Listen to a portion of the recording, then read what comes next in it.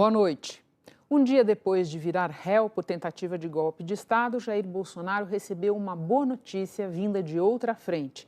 O Procurador-Geral da República pediu o arquivamento da investigação contra o ex-presidente no caso do cartão falsificado de vacina contra a Covid-19. Segundo o entendimento manifestado hoje por Paulo Gonet, não há elementos para responsabilizar Bolsonaro pelo que aconteceu. Foi principalmente esse caso que levou à prisão do ex-ajudante de ordens Mauro Cid, que acabou delatando informações essenciais para a denúncia por tentativa de golpe. Você vai ver também, ações das principais montadoras de veículos desabam às vésperas do tarifaço de Donald Trump. Ir à Organização Mundial do Comércio ou taxar de volta. Lula enuncia as opções se o Brasil for mais tarifado. Prévia da inflação acelera em março e o Banco Central espera mais um estouro da meta neste ano. Visitamos o prédio anexo do MASP, que abre as portas ao público nesta sexta-feira. E o Corinthians é campeão paulista com uma defesa que valeu por um gol. Tudo isso e mais agora no JG.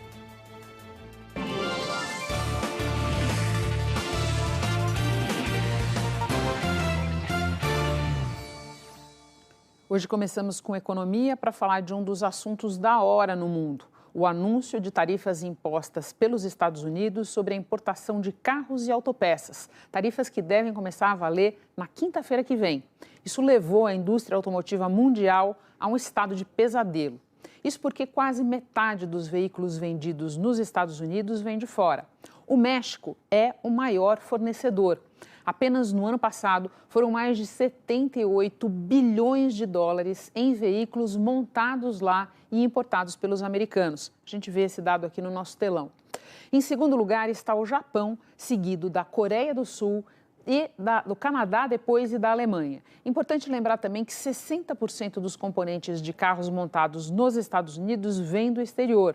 Esse anúncio foi mal recebido pelas montadoras ao redor do mundo. As ações das três grandes dos Estados Unidos, General Motors, Ford e Stellantis, despencaram. Só a Tesla, de Elon Musk, avançou, porque ela tem uma forte base de produção nos Estados Unidos, embora os seus veículos elétricos também usem muitas peças estrangeiras. Na Europa, o índice que acompanha o desempenho de empresas do setor de automóveis e peças registrou uma forte baixa. No Japão, as ações da Toyota também caíram e assim aconteceu também com os papéis da Hyundai e da Kia na Coreia do Sul. Os principais parceiros comerciais americanos do setor automotivo criticam abertamente, muito enfaticamente, a imposição das tarifas e alertam sobre a possibilidade de retaliações. Ao vivo de Nova York, quem tem essas informações costuradas para a gente é o Jorge Pontual. Boa noite, Pontual. Boa noite, Renata. Boa noite a todos. O primeiro-ministro do Canadá, Mark Carney, disse que a antiga relação entre Estados Unidos e Canadá acabou e que vai haver uma ampla renegociação do acordo de comércio entre os dois países. Segundo Carney, as novas tarifas impostas por Trump forçam o Canadá a repensar sua economia e procurar parceiros comerciais confiáveis. Para ele, a antiga relação que tínhamos com os Estados Unidos, baseada na integração profunda das nossas economias e na cooperação militar, não existe mais. Canadá e México renegociaram um acordo de livre comércio com os Estados Unidos no primeiro governo de Trump. Antes disso, estava em vigor desde os anos 1990 o Acordo de Livre Comércio da América do Norte. Carney usou um tom agressivo. Vamos lutar contra isso com tudo o que temos para conseguir o que for melhor para o Canadá. E adiantou que vai impor tarifas retaliatórias sobre os produtos americanos que terão máximo impacto. Já a presidente do México, Claudia Sheinbaum, não comentou diretamente as novas tarifas, mas disse que seu governo vai dar uma resposta integral às tarifas americanas em 3 de abril. Ela lembrou que, pelo acordo em vigor de livre comércio entre Estados Unidos, Canadá e México, não deveria haver tarifas. Já o primeiro-ministro do Japão, Shigeru Ishiba, disse que devemos considerar respostas apropriadas e, naturalmente, todas as opções estão na mesa. Em defesa do Japão, Ishiba lembrou que investimos nos Estados Unidos, criamos empregos, pagamos os mais altos salários, somos o maior investidor externo nos Estados Unidos. É preciso dizer claramente que não está certo tratar todos os países do mesmo modo. O ministro do Comércio do Japão informou que o país está pedindo ao governo Trump que fique isento das tarifas sobre automóveis. O governo japonês não falou em retaliação, mas também não excluiu que elas venham a ser adotadas. Na Coreia do Sul, o ministro da Indústria, An Duk-jeon, disse que o governo vai agir para ajudar, com medidas de emergência, o setor automobilístico, que, segundo o ministro, vai enfrentar grandes dificuldades por causa das tarifas americanas. Na Europa, a ministra de Relações Exteriores da Alemanha disse que a população do bloco forma o maior mercado mundial do setor, que vai proteger sua indústria e empregos e que vai adotar medidas defensivas. Renata. Pontual, vamos falar agora do caso do Brasil. Por aqui, o governo tem tentado ficar fora da linha de frente do tarifaço e estabelecer comunicações. Você sabe que os canais não são muitos, mas, de todo modo, já houve 4 reuniões entre negociadores brasileiros e americanos. Exato, Renata. As medidas anunciadas por Trump, até o momento, têm dado o que falar. A principal delas, no que concerne o Brasil, é a tarifa de 25% sobre o aço e o alumínio. Mas o que está todo mundo de olho mesmo é no tarifaço, que Trump pretende decretar no dia 2 de abril, que o presidente tem se referido como o dia da libertação. O Brasil pode ser incluído na medida, e se esse for o caso, a sobretaxa atingiria todos os produtos importados do Brasil. As consequências serão profundas. Hoje, a secretária de imprensa da Casa Branca, Caroline Leavitt, disse que o anúncio da semana que vem terá como foco os países que, nas palavras dela, têm explorado os Estados Unidos. Segundo especialistas, o etanol brasileiro pode ser um dos alvos. É um produto citado por Washington de forma recorrente, como exemplo do tratamento comercial injusto. Mas há pouca transparência sobre o que Trump planeja de fato fazer, o que tem deixado os parceiros econômicos em um mar de incerteza.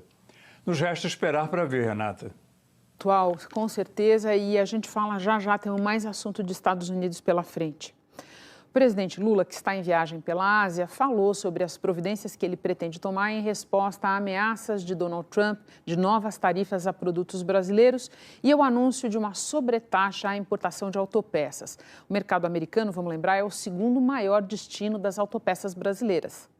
No caso do Brasil, nós vamos recorrer ao OMC e, se não tiver resultado, a gente vai utilizar os instrumentos que nós temos, que é a reciprocidade e taxar os produtos americanos. É isso que nós vamos fazer. Vamos continuar com o Lula, porque vamos lembrar que depois de 3 dias de visita ao Japão, ele agora está no Vietnã. Os enviados especiais Igor Arroio e Murilo Salviano estão em Hanoi e têm mais informações. Oi, Renata, boa noite para você, boa noite a todos. O presidente Lula desembarcou aqui em Hanoi, eu diria que com 2 objetivos principais.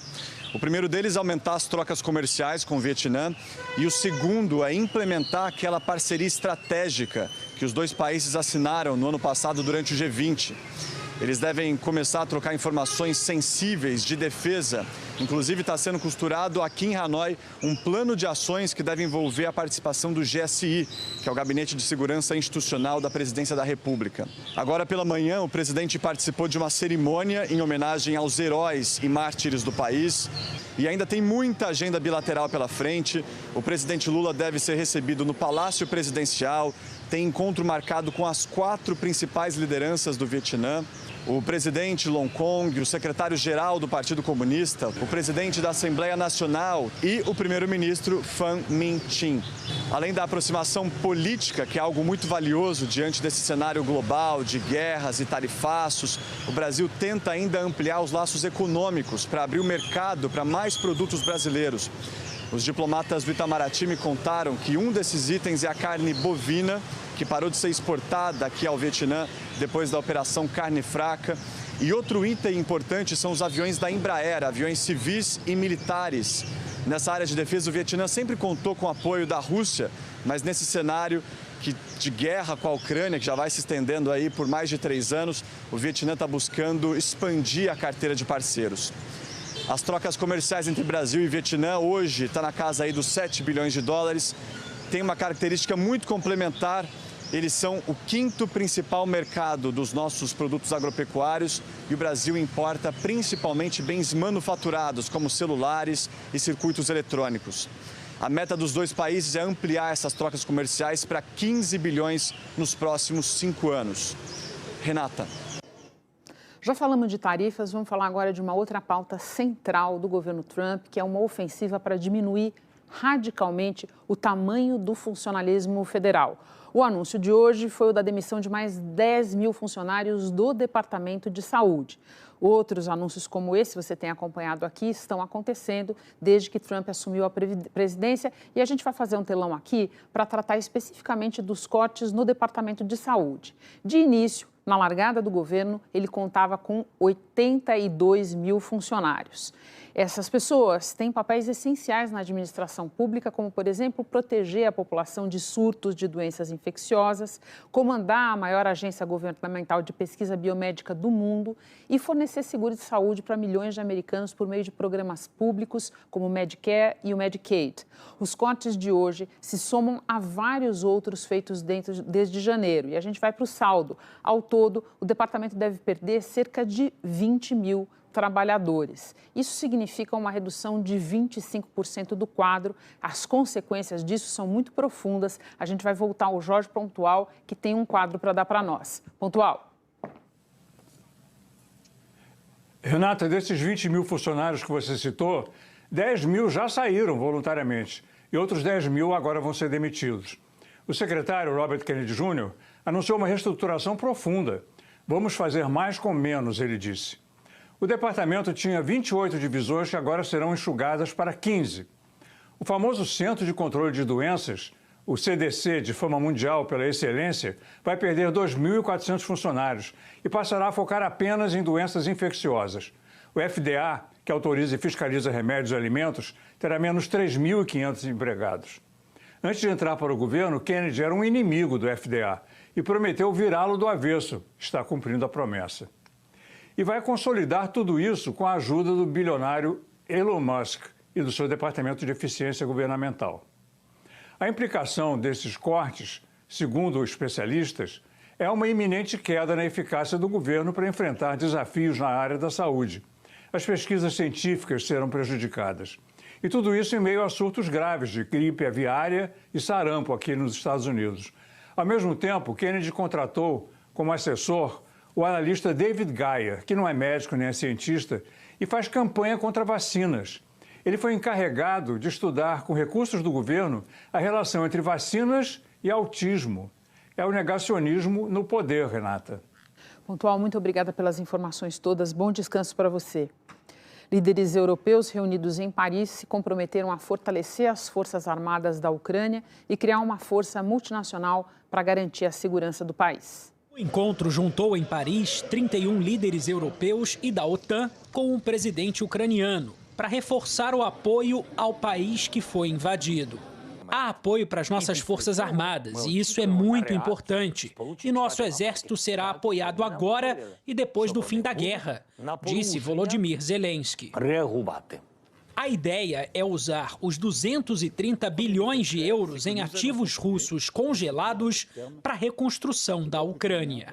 Os líderes europeus também concordaram em continuar pressionando a Rússia através de sanções, dada a desconfiança generalizada em relação às intenções de Vladimir Putin de pôr fim à guerra. O presidente francês Emmanuel Macron anunciou que vai ter sim uma força de segurança europeia na Ucrânia em caso de paz, que será assegurada por vários países do bloco. Segundo Macron, essa força de segurança hoje é uma proposta da França e do Reino Unido, mas vários outros países já manifestaram o desejo de fazer parte dela. Para o primeiro-ministro britânico, ainda há muito trabalho a fazer para criar essa força de segurança, mas ele celebrou a iniciativa. Estaremos prontos para operacionalizar um acordo de paz, qualquer que seja a sua forma exata, e vamos trabalhar juntos para garantir a segurança da Ucrânia, para que ela possa se defender e dissuadir futuros ataques, disse Keir Starmer. A proposta não agrada Moscou. A porta-voz do Ministério das Relações Exteriores russo afirma que a decisão cria o risco de um choque direto entre a Rússia e a OTAN. Ainda não está claro qual papel os Estados Unidos teriam nesse plano que a Europa tenta implementar. Até porque ainda não se sabe se os americanos vão continuar ou não como aliados. Emmanuel Macron disse que a Europa espera o melhor, mas precisa se preparar para o pior. O meu desejo é que os americanos estejam engajados ao nosso lado, mas temos que nos preparar para uma situação em que eles não estarão mais com a gente. Mas nós devons nos preparar a uma situação, peut-être ils ne se joindraient pas. Agora a gente vem para o Brasil falar do pedido de arquivamento da investigação contra Jair Bolsonaro no caso do cartão falsificado de vacinação contra a Covid-19. Ao vivo de Brasília, quem traz as informações é a Heloísa Torres. Boa noite, Elô.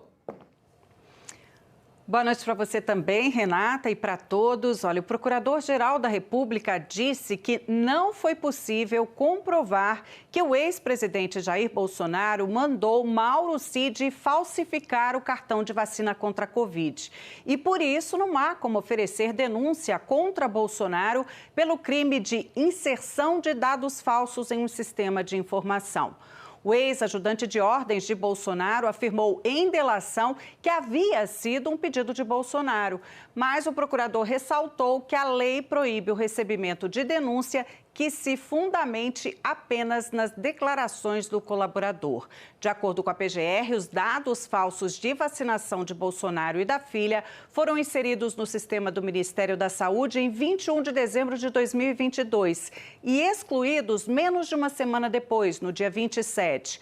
Paulo Gonet disse que, no entanto, não há indícios de que o certificado tenha sido usado. Bom, dias depois, o ex-presidente viajou para os Estados Unidos e disse que não se vacinou contra a Covid.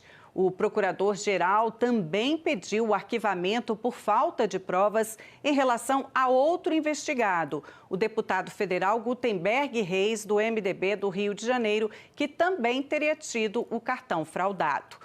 Agora, o pedido de arquivamento, esse pedido foi enviado ao Supremo e será analisado pelo ministro Alexandre de Moraes. A delação de Mauro Cid, que foi usada nesse caso da fraude do cartão de vacina, também foi usada em outras investigações, como no caso da trama golpista. Mas o próprio procurador-geral Paulo Gonet afirmou que na denúncia da tentativa de golpe há sim provas convincentes produzidas pela Polícia Federal que confirmam o relato do colaborador. Renata? Elô, pode esperar a gente um pouquinho, tenho mais pergunta para você. A investigação sobre o cartão de vacina está na origem de muita coisa que depois veio a ser descoberta pela Polícia Federal. E quem vai ajudar a gente a puxar esses fios é a Júlia do Ailib. Júlia, boa noite para você. Boa noite para você, Renata. Boa noite para você também. Júlia, vamos lá pegar as histórias bíblicas. No princípio era o cartão de vacina. Exato, é bem isso. É correto entender, Júlia, que a gente não entende a prisão do Cid e depois a delação que ele fez, se a gente não volta para esse caso? Temos que voltar, Renata. O início é a vacina. Na verdade, o início do início, se a gente for voltar um pouquinho atrás, vamos colocar aqui uma arte que a gente preparou, é 2021, Renata, você vai se lembrar. O Bolsonaro fez uma live em que ele dizia nessa live que existia um inquérito da Polícia Federal falando que havia problemas nas urnas. Já começava ali a grande guerra dele contra as urnas eletrônicas. Esse inquérito era um inquérito sigiloso. O que aconteceu? Quando ele fala isso, a polícia abre um inquérito para apurar quem que vazou o inquérito sigiloso. E nessa investigação, gente, chega-se a Mauro Cid, porque descobre-se que ele foi a ponte para levar o tal do inquérito sigiloso divulgado por Bolsonaro a Bolsonaro. E aí a polícia começa a investigar. Mauro Cid quebra o sigilo na nuvem do Mauro Cid aí, já em 2022. Bom, Renata, quando a polícia quebra o sigilo, começa a investigar Mauro Cid, vem as informações sobre vacinação. E tinha um outro inquérito que ligava Bolsonaro a uma frase dele sobre Covid, relacionando Covid com o HIV, que estava sendo investigado. Então, começou a ter um compartilhamento de provas ali. Em janeiro de 2023, a CGU abriu um processo para apurar uma fraude no cartão de vacinação de Bolsonaro. E a polícia já estava com essas investigações em andamento. Vamos continuar aqui na nossa linha cronológica, porque aí, em maio, vem uma operação da polícia que quebra ali o sigilo do celular dele, porque antes era a nuvem, e prende Mauro Cid. A partir desse momento que ele é preso, Renata, 2023, começa a se falar em delação. E aí a delação começa a ser negociada e a delação depois é assinada. Então, tudo começa nessa discussão da vacina, que tem início na discussão lá do inquérito sigiloso das urnas. Bom, o que as defesas falam, principalmente a defesa de Bolsonaro, que essa investigação das vacinas que levou à quebra de sigilo, a do inquérito das urnas quebrou o sigilo na nuvem. Depois da vacina, fez a operação de busca e apreensão, aí quebrou celular, quebrou computador, vários sigilos, tal. A defesa fala, eles fizeram isso para fazer a pescaria probatória, que é, a gente quer achar alguma coisa, então vai correndo, vai quebrando os sigilos e acha alguma coisa mais grave. O mais grave seria as informações em relação aos atos golpistas, né? A tentativa de golpe. Agora, no decorrer de toda essa investigação, Renata, o Ministério Público já tinha se posicionado contra. À época, a vice-procuradora Lindor Araújo, que é considerada, mesmo pelos seus pares, uma pessoa próxima à família Bolsonaro, tinha se posicionado contra a quebra de sigilo de Bolsonaro e contra a investigação envolvendo Bolsonaro, o que agora foi chancelado, de certa maneira, pelo Paulo Gonet. Portanto, a gente pode estabelecer, são investigações diferentes, mas aquela prisão e a delação depois vieram alimentar também a investigação principal, que até agora teve mais concretude, que é aquela em que Bolsonaro virou réu. Sem dúvida. Júlia, eu já te chamo já. Antes a gente precisa ir para Brasília uma vez para falar do julgamento da trama golpista. Um pouco isso que eu estava acabando de falar aqui no finzinho com a Júlia. Porque sobre isso a gente vai lembrar, o status é outro. Desde ontem existe uma ação penal aberta. A gente vai, Elô, agora a gente tem a próxima fase, né, no que diz respeito a esses 8 que já são réus, e também, na primeira turma, o exame de outras 26 pessoas que também estão denunciadas. Renata, agora vamos do início. Para a ação penal do núcleo crucial ser aberta de fato, o acórdão da decisão precisa ser publicado no Diário da Justiça, o que deve ser feito aí nos próximos dias. A partir daí, as defesas poderão pedir esclarecimentos à primeira turma sobre pontos da decisão de ontem. E só depois disso começa aquele trâmite de depoimento de testemunhas, diligências para a produção de novas provas e interrogatório dos réus. E em meio a tudo isso, a primeira turma também deve decidir se os outros acusados também viram réus. No fim de abril, será a vez do núcleo que a PGR aponta como responsável por gerenciar as ações golpistas. E em maio, os núcleos dos acusados de espalhar desinformação sobre as urnas eletrônicas e dos supostos responsáveis por ações táticas dos atos golpistas. Os militares são a maioria, mas tem também servidores públicos e ex-assessores de Bolsonaro. Renata? Muito obrigada, Elô. Bom descanso para você. Bom, a gente vai chamar a Júlia de volta com uma leitura da situação na primeira turma do Supremo, porque, Júlia, as duas sessões que a gente assistiu essa semana, de terça e de quarta-feira, elas resultaram numa unanimidade para tornar esses 8 réus, mas aqui e ali a gente percebeu sinais de que nem tudo é pensamento único na primeira turma. Verdade, Renata. Houve alguma divergência, bem daquele jeito sutil que os ministros costumam falar, né, com muita discrição e tal, e a divergência principal veio do ministro Fux.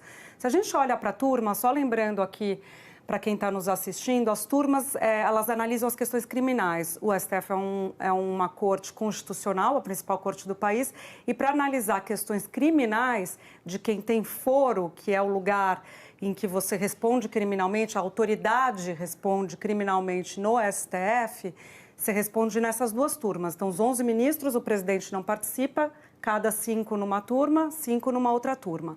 Toda a discussão está na primeira turma, que é o ministro Alexandre de Moraes, Flávio Dino, Zanin, que é o presidente da turma, o Fux e a Carmen Lúcia. Sim. Alexandre de Moraes e Flávio Dino, muito próximos, são até amigos, convivem e tal, tem muito próximos. No decorrer do processo, até no decorrer do voto do ministro Alexandre, quando ele falava algo, o ministro Dino dava apoio. Zanin e Carmen ali no meio e o Fux, Renata, um pouco mais divergente. Ele chegou a abrir uma divergência formal durante a discussão toda na turma sobre se o caso deveria ser de foro, como eu dizia para vocês, ou não, porque Bolsonaro é ex-presidente, então mudou a regra do foro, então havia na avaliação de Fux, deveria ser a regra anterior, de que como ele não era mais autoridade, não tinha direito ao foro no STF, e a discussão sobre as turmas, como eu dizia para vocês, questões criminais são discutidas na turma hoje, porque há pouco tempo era no plenário, um pouco antes disso era na turma e um pouco antes disso era no plenário. As regras mudam. As regras mudam. Então, ele levantou essa questão formalmente, falou sobre a delação formalmente, disse que incomodava ele várias versões da delação de Cid, pediu inclusive para ouvir Cid, a gente comentou isso aqui na terça-feira, questionou também a questão da própria lei, que a gente já falou aqui, que é crime tentar o golpe,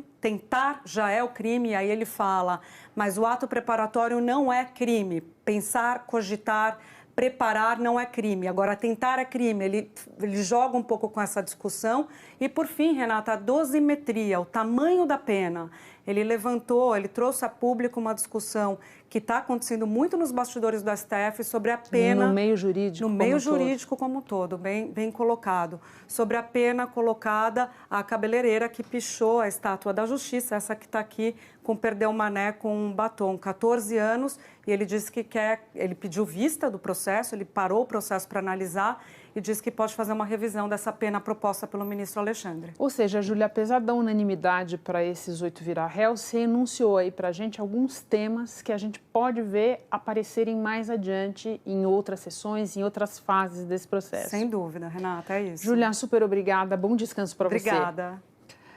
Agora a gente volta ao noticiário para falar de alta de preço, a gente volta ao noticiário de economia, a gente já falou de tarifa lá na frente, mas era uma coisa mais internacional, agora a gente vai falar de uma coisa muito local aqui, que é a prévia da inflação. Ela registrou alta de 0,64% em março. Apesar da alta, o resultado representa, a gente vê aqui, uma forte desaceleração em relação a fevereiro, quando o índice teve um pico. De acordo com o IBGE, a inflação em março foi puxada pelos grupos transportes, que engloba combustíveis e alimentação, que vem pesando bastante tempo no bolso dos brasileiros. Destaque para ovo e café, que tem sido uma constante no noticiário, todo mundo está acompanhando, eles continuam a subir. No acumulado de 12 meses, a inflação permanece muito acima do teto da meta do Banco Central, teto esse que é de 4,5%, a gente vê aqui.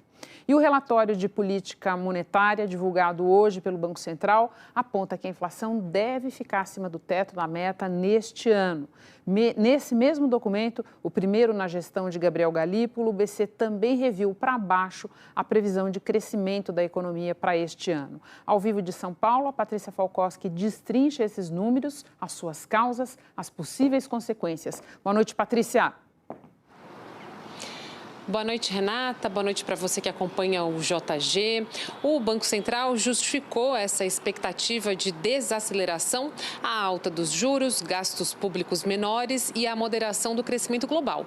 O BC reduziu de 2,1% para 1,9% a estimativa de crescimento este ano. Além do PIB, o Banco Central também elevou a estimativa para a inflação em 2025, de 4,5% em dezembro do ano passado para 5,1%.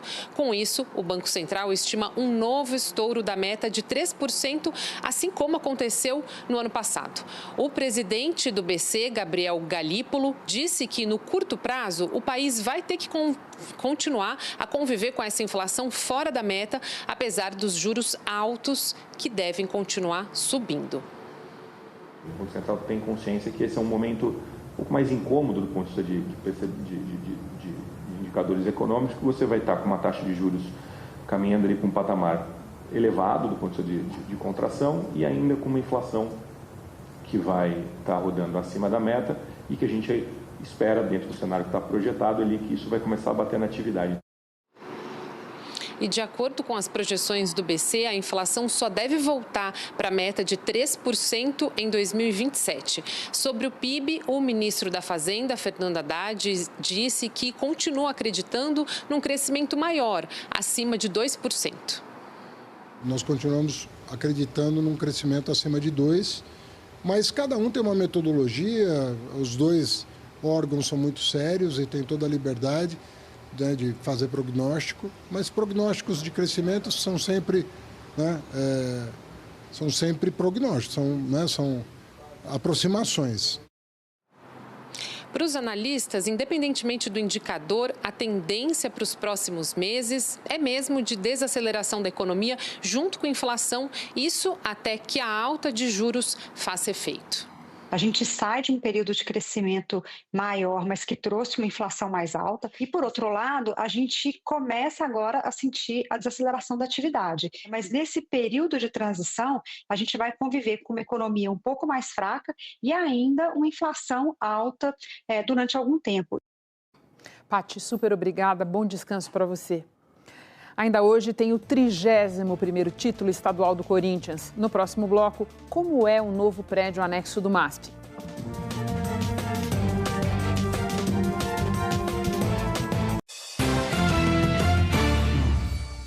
Voltamos com informações do Rio de Janeiro, onde 12 pessoas foram presas numa operação contra uma quadrilha especializada em fabricar e vender cigarros falsificados.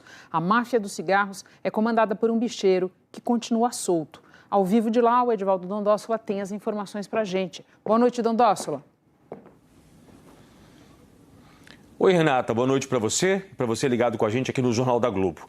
A investigação começou há 2 anos, quando a polícia descobriu 3 fábricas clandestinas de cigarro. Essas fábricas usavam paraguaios em regime de trabalho forçado, em condições subhumanas. Hoje, a Justiça expediu 21 mandados de prisão. Desse total, 12 foram cumpridos. Entre os presos está um policial militar. Também houve bloqueio e apreensão de bens dos suspeitos, avaliados em cerca de 350 milhões de reais. Na casa de um dos investigados, foram apreendidos 48 mil reais em espécie. Só que o principal alvo dessa operação não foi encontrado até agora e continua foragido. Adilson Oliveira Coutinho, filho, o Adilcinho. Ele é um conhecido bicheiro aqui do Rio. Além do jogo do bicho, também é ligado à exploração de máquinas caça-níqueis. E nos últimos tempos, segundo a polícia, também vinha investindo o dinheiro do crime na fabricação de cigarros falsificados. Os investigadores dizem que Adilcinho impõe a venda desses produtos ilegais, tanto em áreas dominadas pelo tráfico quanto pela milícia. Os negócios que começaram na Baixada Fluminense foram se expandindo por vários outros municípios da região metropolitana e até do interior do estado. Aqui na cidade do Rio, o cigarro clandestino também chegou a diversos bairros das zonas norte e oeste. Adilcinho é presidente de honra da Escola de Samba Salgueiro. Ele está foragido desde novembro do ano passado, suspeito de ser mandante de 2 assassinatos. Nós pedimos um posicionamento para a defesa de Adilcinho, mas não tivemos retorno até agora. Agora, um fato curioso sobre esse caso da quadrilha de cigarros. Olha só, uma máquina que era usada na fabricação chegou a ser apreendida pela polícia em 2022, lá no início das investigações. Ela media 6 metros e pesava mais de 5 toneladas. Só que essa máquina gigante simplesmente sumiu no ano passado, de dentro da sede da Polícia Civil, sem deixar rastros. A Corregedoria abriu uma investigação e ouviu todos os policiais que estavam de plantão naquele dia. Mas até hoje, essa máquina nunca foi encontrada, Renata. Impressionante. Dondossola, muito obrigada. Bom descanso para você.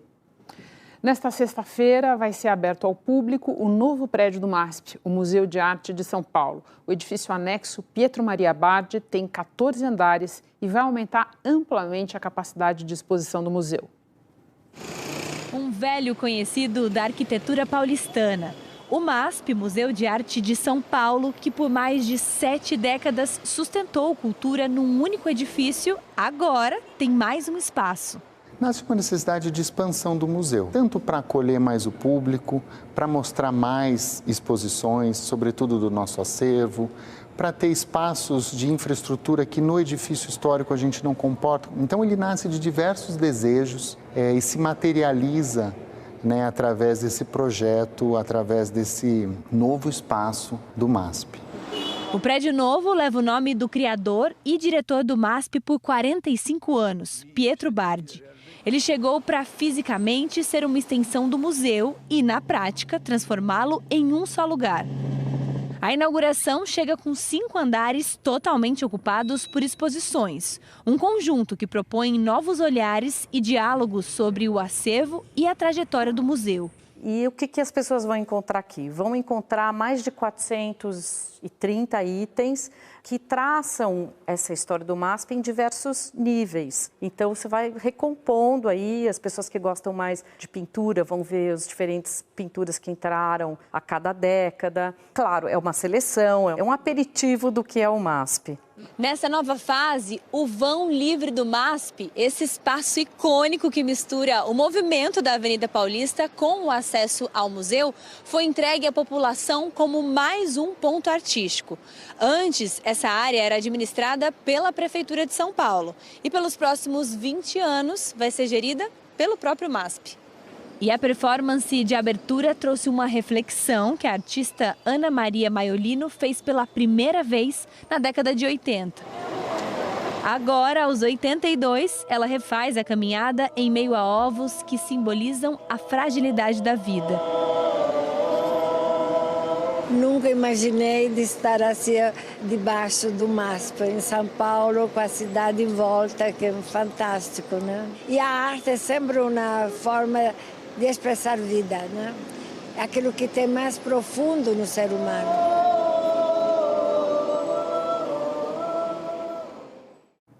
Já em Porto Alegre, a usina do gasômetro volta a receber visitantes nesta sexta-feira.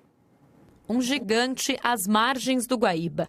Na enchente de maio do ano passado, os arredores da usina do gasômetro foram porto seguro para milhares de pessoas resgatadas. As transformações fazem parte da história desse símbolo do Rio Grande do Sul, construído na década de 1920. Depois de gerar energia por quase 50 anos, a usina foi abandonada, até virar patrimônio histórico e importante centro cultural. Mas nos últimos 8 anos, as portas estiveram mais uma vez fechadas para obras. Nós refizemos os banheiros, refizemos toda a parte elétrica, o piso, colocamos a climatização em todos os andares da usina, garantimos que vai ter um espaço gastronômico, que também era uma demanda, novos elevadores e acessibilidade universal. O prédio de 96 anos passou por um processo de restauro, preservando as características originais. A Sala dos Arcos foi revitalizada e o piso mantido. Agora, esse espaço multiuso deve receber eventos de arte, história e inovação. O primeiro deles é a Bienal do Mercosul. A partir dessa sexta, o público volta a visitar a usina do gasômetro para conferir as obras de 10 artistas. A mostra se espalha por outros 18 espaços culturais de Porto Alegre. Um deles é o Farol, museu que foi inundado pela enchente e reabriu nesta quinta-feira depois de 11 meses em reforma. Perdemos muito mobiliário e do restaurante, café, auditório, mas foi todo refeito o subsolo, todo limpo. Eu acho que hoje é uma data emblemática para toda a cidade de Porto Alegre, né? Na semana em que a cidade completa 253 anos, voltar a frequentar esses espaços é um presente para a população. Também a exposição é muito sobre isso, sobre transformação, sobre renascimento. Isso diz muito sobre o momento atual, então é muito bonito. A seguir, com um pênalti defendido, o Corinthians é campeão paulista.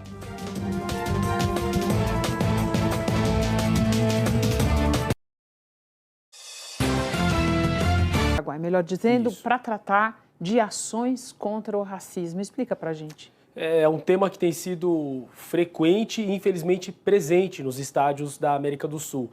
Nessa reunião foi criado um grupo, uma força-tarefa, um grupo permanente para tentar encontrar formas de coibir o racismo, a discriminação e a violência nos estádios. O ex-atacante Ronaldo vai ser o coordenador desse grupo de estudos e a gente traz mais detalhes nessa reportagem. Ex-jogadores, dirigentes das associações membro da Conmebol e representantes dos governos dos 10 países participaram da reunião. Por quase 3 horas e meia, debateram sobre o racismo e a discriminação presentes nos estádios sul-americanos. Muito positiva, O presidente da Conmebol, Alejandro Domingues, disse que a reunião foi positiva e que será preciso trabalhar como um time de futebol para combater o racismo e que a presença de jogadores e ex-jogadores ajuda a entender melhor o problema. O embaixador do Brasil no Paraguai e representantes dos ministérios do esporte e da igualdade racial estiveram presentes. Já o presidente da Confederação Brasileira de Futebol, Edinaldo Rodrigues, participou da reunião por vídeo.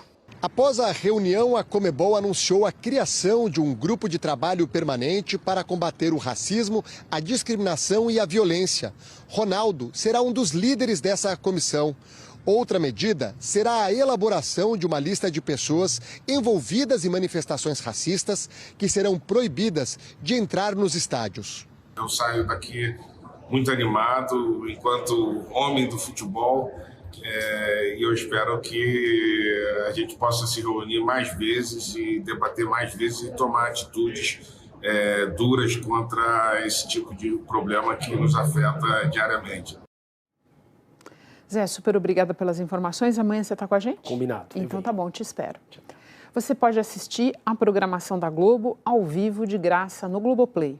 O Jornal da Globo fica por aqui. Outras notícias no Hora 1. Boa noite para você, até amanhã.